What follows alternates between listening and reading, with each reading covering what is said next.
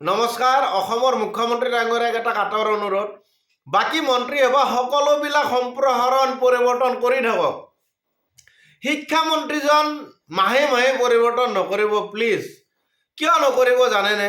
আমাৰ সৰু সৰু ল'ৰা ছোৱালীবিলাকক শিক্ষামন্ত্ৰী কোন বুলি আজি যদি সোধা, আজি কয় হিমন্ত বিশ্ব শৰ্মা, কালি কয় ৰণোজ পেগু, কালি ক'ব অইন কোনোবা, কালি ক'ব অইন কোনোবা। বাকী মন্ত্ৰী সভাখন পৰিৱৰ্তন কৰক। শিক্ষামন্ত্ৰীজন কমচে কম 5 বছৰ ৰাখক, এনেকুৱা এজন দক্ষ মন্ত্ৰী ৰাখক, যাতে সৰু সৰু কণ কণ ল'ৰা ছোৱালীবিলাকে সেই 5 বছৰটো শিক্ষামন্ত্ৰী কোন বুলি সুধিলে টপৰাই উত্তৰ এটা দিব পাৰে যে শিক্ষামন্ত্ৰী ৰণোজ পেগু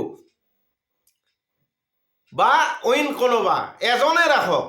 কিন্তু এই শিক্ষামন্ত্ৰীজন যদি বাৰে বাৰে পৰিৱৰ্তন হয়, অলপ দুখ লগা কথা।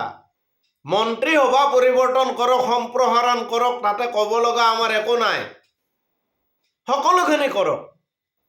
কিন্তু মন্ত্ৰী সভাখনৰ বিশেষকৈ শিক্ষামন্ত্ৰী পদটো ঘনে ঘনে সলনি নকৰিব। আপোনাক অনুৰোধ জনাইছোঁ, মুখ্যমন্ত্ৰী মহোদয়ক অনুৰোধ জনাইছোঁ, কাটৰ অনুৰোধ জনাইছোঁ। কাৰণ আমাৰ সৰু সৰু যিবিলাক ল'ৰা ছোৱালী, তেওঁলোকক সদায় শিক্ষামন্ত্ৰীটোৰ নামটো চেঞ্জ কৰি থাকিলে তেওঁলোকে সোধে কিয় ইমান চেঞ্জ হৈ থাকে।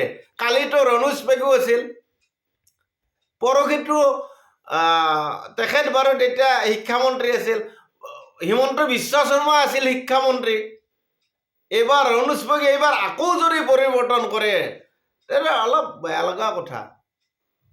গতিকে যদি ভুল কৈছোঁ ক্ষমা কৰিব, যদি ভাল কৈছোঁ এটা লাইক এটা কমেণ্ট কৰিব। ধন্যবাদ সকলোকে। নমস্কাৰ।